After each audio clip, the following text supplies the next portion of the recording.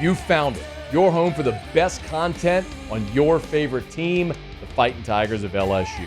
Do us a favor, subscribe to the channel, leave your comments below, and be sure to smash that like button.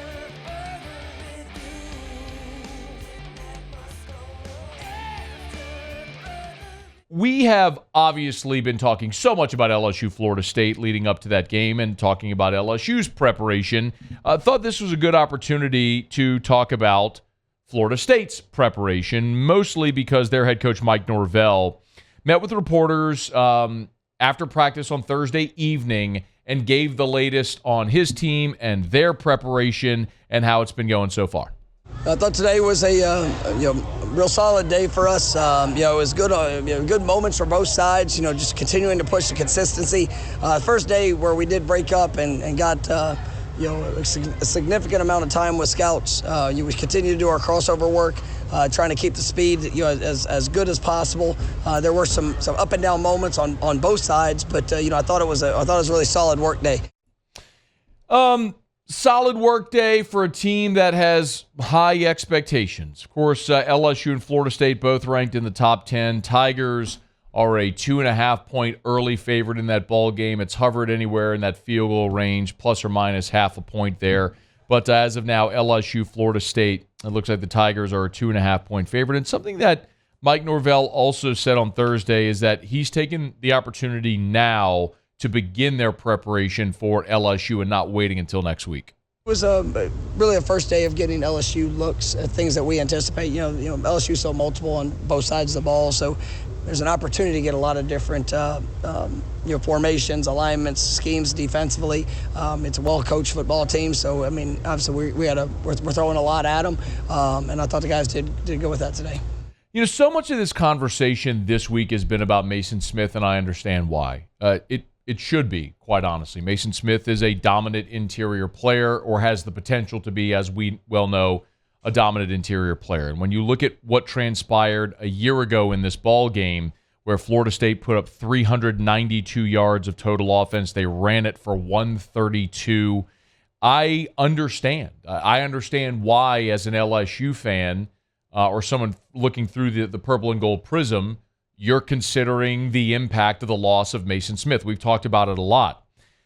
I think, however, the more impactful matchup to watch is going to be the LSU offense against that Florida State defense. We've talked about it a good bit, but Florida State returns the most production of any team in college football this year from a year ago. The most production in the country. Defensively, if you just look at the defensive production returning, Florida State is second in America with 94% of their defensive production returning. And by the way, that's a Florida State pass defense that was 6th in America last year at 173 yards per game. If you're looking for context, the year prior, Florida State allowed 232 yards per game. Last year, it was 173. So they improved by nearly 60 passing yards per game from 2021 to 2022. And again, they were 6th in the country. And they returned darn near everybody from that defense. We all know about Jared Verse, some of the other guys in that front seven that are back. They lost safety Jamie Robinson, was an all-everything player for them a year ago. He's in Carolina now. They return cornerback Renardo Green. They returned safety Akeem Dent. And they added Fentrell Deuce Cypress from Virginia, who's a cornerback who was rated the number 2 overall player in the transfer portal by On3. My point is, that Florida State defense was really good a year ago, and they went and returned darn near everybody, including a guy like Jared Verse, who was a very likely first-round pick a year ago, and they added Deuce Cypress, who was the number 2 overall player in the transfer portal. They added Braden Fisk, who's a defensive lineman from Western Michigan that everybody, including LSU, wanted. They probably got better. The good news for LSU, though, is I think the Tigers got a lot better as well. Remember in this game a year ago, Florida State put up 392. LSU put up 348 in this game. Jayden Daniels threw for 209. LSU ran for 139. Daniels himself accounted for over 200 yards in the game. 300 yards. Jayden Daniels accounted for 323 offensive yards and 2 scores. I know there's a lot of LSU fans that still say you're not settled on Daniels or whatever. Listen to in this game a year ago, Jayden Daniels threw for 209 and ran for 114. A reminder that there was a chunk of the season when Jayden Daniels was your offense. Now you return that guy as a fifth-year player. You've got 8 scholarship running backs. You return 6 of your top 7 offensive linemen. Mason Taylor's a year older, wiser, more matured at tight end.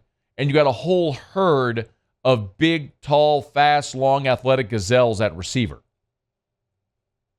We should be talking more about the LSU offense, which, with a new quarterback, with a new offensive system, new offensive coordinator, 6 offensive line combinations in the first 8 games, no true running back that was your bell cow all year. Daniels was your leading rusher. A disappointing season for Kayshon Boutte where he didn't produce at the level many of us thought or hoped that he might. You still averaged 34.6 points per game. With that offense, LSU averaged 34.6 points per game. And you're more veteran and more steady and more experienced and more explosive this year. That's the matchup that I want to see. Oh, look, Jordan Travis is a good player. He's a really good player. LSU's inability to get off the field on third down last year ultimately was its bugaboo. Florida State was 11 of 17 on third down last year. That was your bugaboo. But for all the conversation we've had about Mason Smith, I get it. I get why we're having that conversation about Mason Smith. He's an impactful player. I mean, he's a game wrecker in the middle of the defense. He's a literal giant who wears number 0 and breaks your will. But I think the more impactful matchup in this game on a week from Sunday is going to be that LSU offense moving the ball against an experienced, talented Florida State defense to see if LSU can outscore Florida State and I think set the tone for the rest of the season. Get excited about it as we get closer to LSU and Florida State a week from Sunday. Hey, thanks so much for watching. Please leave your comments. I love to interact, and be sure to hit the red subscribe button below.